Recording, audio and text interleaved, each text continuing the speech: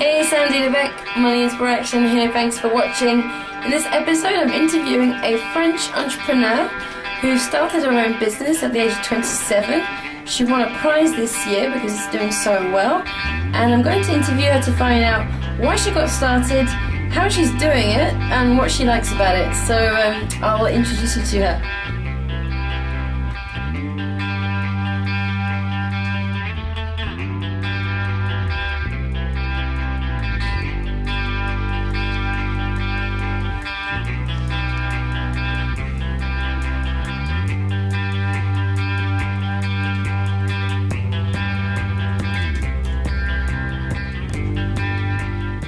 Bienvenue à G-Sport. Donc là, je suis avec Caroline Durand, la fondatrice de OneWord, qui va nous parler de son projet. Elle est entrepreneuse.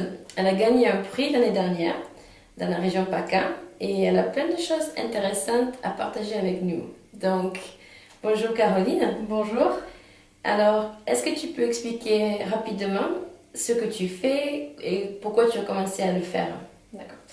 Alors, ce que je fais, c'est que j'ai une société qui s'appelle OneWord, qui est une société de solutions linguistiques pour les entreprises. Donc, on propose 3 services, un service de traduction, un service d'interprétariat et un service de formation, c'est-à-dire cours de langue, en français, anglais et chinois. Donc, je travaille avec une équipe de traductrices et interprètes natifs, donc anglo-saxons ou chinoises, sur différents projets. Sur le 06, mais également à un niveau national et international. La société a aujourd'hui 3 ans et j'ai commencé en rentrant de Chine. Donc j'ai toujours étudié les langues et puis en 2006, je suis partie aux États-Unis. J'ai enseigné le français dans une université américaine. Je suis ensuite partie en Chine où j'ai étudié le chinois, où j'ai travaillé également pendant 2 ans.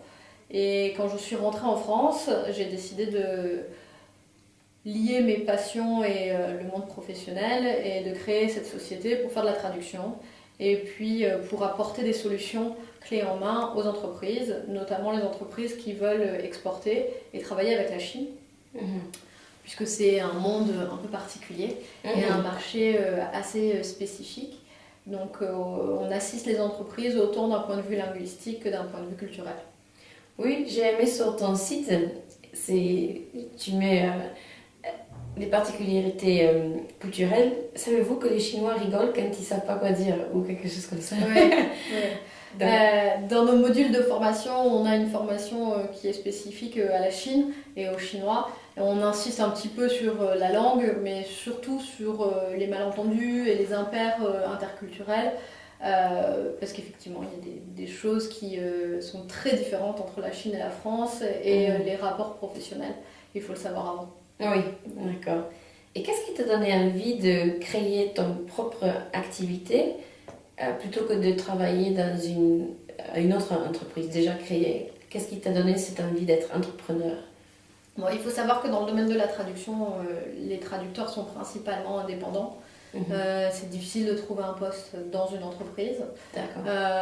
Donc ça c'était un point de départ, mais surtout c'était l'idée de pouvoir être indépendante, de pouvoir faire plusieurs choses en même temps, pas être seulement traducteur ou interprète, mais pouvoir faire justement ces 3 cœurs de métier qui sont différents, faire de la formation également, et puis apporter quelque chose de nouveau aux entreprises. Aujourd'hui, combien de personnes travaillent pour OneWord? Plus de toi. Aujourd'hui, il y a 5 personnes qui travaillent pour OneWord, donc il y a une commerciale. Et puis ensuite, il y a 4 traducteurs et interprètes. Waouh! Donc tout ça, ça s'est fait en moins de 2 ans? Ça s'est fait, oui, en 2 ans. En 2 ans? En 2 ans, oui. Waouh! Et et toi, qu'est-ce que tu fais dans ta journée quotidienne? Est-ce que ça change tout le temps ou tu fais plusieurs activités différentes? Comment... Oui, ça change tout le temps, c'est ce que j'aime aussi. Je fais un peu de tout. Donc aujourd'hui, il y a beaucoup de gestion et de coordination de projet. Oui. Je fais beaucoup moins de traduction et de formation qu'avant. Mais je continue quand même à en faire un petit peu, c'est ma passion, donc j'ai pas envie de complètement déléguer. Oui. Donc je fais encore un peu de traduction et de cours de langue. Ouais. D'accord.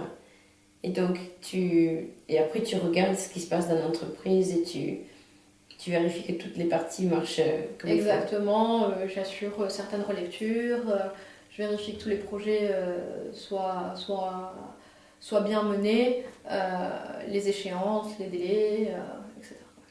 D'accord. Et qu'est-ce qui te plaît le plus dans ce que tu fais?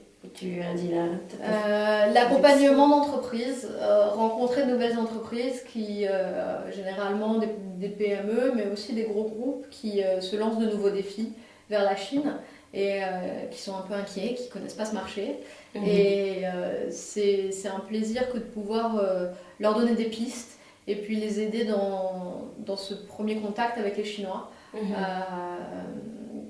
Souvent, la formation et l'interprétariat sont liés. On commence par une formation sur la Chine et les Chinois, et puis on est également présent pour une mission d'interprétariat quand les clients chinois viennent rencontrer l'interlocuteur français. Donc c'est vraiment un suivi de projet. Ah oui, avec un contact humain qui change à chaque fois, j'imagine. Exactement. J'ai remarqué quelque chose qui peut freiner des gens qui ont un projet d'entrepreneuriat, c'est le peur de ne pas avoir assez de clients. Et tu as évolué assez rapidement. En 1 an et demi, tu as déjà eu beaucoup de clients qui étaient intéressés par tes services. À ton avis, qu'est-ce qui t'a aidé à aller de zéro, on pourrait dire, à ça?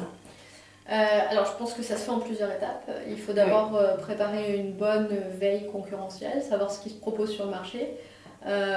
Quels sont vos concurrents directs. Ensuite, il y a une phase commerciale très active. Moi, ce qui m'a permis d'obtenir de nouveaux clients, ça a été participer à des salons, aller aux différents speed business meetings que peuvent organiser la Chambre de commerce et d'autres organismes également, faire partie de clubs de dirigeants comme le Club Business 06 ou d'autres clubs, avoir une vitrine sur Internet également. Le site Internet de OneWorld a permis de trouver de nombreux clients qui nous ont trouvés sur Google, donc insister sur le référencement également. Et puis tout simplement faire de la prospection téléphonique, porte à porte, aller rencontrer les gens au maximum. Oui. Est-ce qu'il y a d'autres entreprises ou des personnes qui t'ont inspiré avec tout ça ou qui t'ont motivé à le faire, ou est-ce que c'était ta passion de vouloir réussir? Oui, j'ai toujours été un petit peu première de la classe, donc vouloir réussir, ça c'est venu tout seul. Mais effectivement, aujourd'hui, d'être hébergé en pépinière d'entreprise, c'est un véritable boost, parce qu'on est suivi par des chargés d'affaires qui nous aident à développer l'entreprise, autant d'un point de vue marketing que commercial. Et ils sont de très bons conseils, donc c'est motivant. Et pour les gens qui ne connaissent pas ce que c'est une pépinière d'entreprise, est-ce que tu peux rapidement l'expliquer? C'est comme un incubateur. Donc la pépinière d'entreprise de Nice fait partie de la métropole. Et c'est donc un service qui est proposé aux entreprises pour les héberger. Donc il y a un hébergement physique et puis il y a un suivi professionnel avec des chargés d'affaires qui vous assistent dans votre développement. Donc on prépare un dossier, on passe devant un comité pour être accepté et puis pouvoir être hébergé au sein de la pépinière. Et ensuite on bénéficie de ce suivi et de cette mise en avant de réseau qui est très importante au sein d'une pépinière. D'accord, qui t'a permis d'élargir tes contacts et tes... Exactement. Oui, d'accord. Tu as gagné un prix l'année dernière. Oui. Est-ce que tu peux nous expliquer ce prix? J'ai eu la chance de remporter un prix au Trophée des femmes de l'économie pour le prix Jeune Talent. Donc ça a été un beau geste et un beau tremplin pour la région PACA. Donc c'était organisé par la Chambre de commerce notamment. Est-ce que quelqu'un t'a donné... C'est pas organisé par la Chambre de commerce, faut que je dise ça. Donc tu te couperas, là. D'accord. Voilà. Ok. Et est-ce que tu as été nominée ou tu t'es proposée pour ce concours? Oui, donc j'avais appris que le concours était lancé, donc j'ai rempli un dossier. On m'a ensuite appelé pour me dire que j'étais nominée, donc avec 3 autres personnes. Voilà. Et puis je suis allée à la remise des prix et contrairement aux Oscars, on ne sait pas qui gagne à l'avance. Donc ça a été le stress jusqu'à la dernière minute, mais finalement heureuse. Mais bravo. Et quand tu es partie vivre aux États-Unis et en Chine, Est-ce que c'est quelque chose que tu conseillerais à d'autres personnes? Oui, complètement. Comment ne pas conseiller? Oui. Oui, je pense que c'est important de s'ouvrir l'esprit et d'aller voir ailleurs, voir comment les choses se passent, d'avoir des expériences professionnelles à l'étranger aussi, parce qu'on travaille différemment en France qu'aux États-Unis et encore plus différemment en Chine. Je pense que c'est important, ouais. Et en Chine, tu étais partie en tant qu'étudiante ou tu travaillais pour eux? À la base, je suis partie comme étudiante, donc j'ai fait une année intensive de chinois mandarin. Ok. J'avais déjà étudié le chinois avant de partir, mais clairement, il fallait continuer sur place. Oui. Donc ça a été une année d'études et ensuite une année de travail où je travaillais dans une société de prêt-à-porter de luxe. D'accord. Cool. Et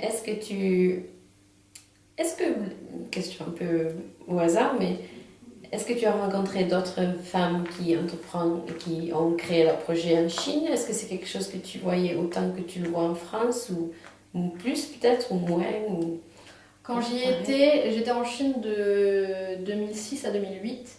Non, beaucoup moins. Aujourd'hui, il y a de plus en plus de Chinoises qui ont accès au pouvoir, on va dire, et qui peuvent effectivement mettre en place des entreprises et devenir entrepreneurs.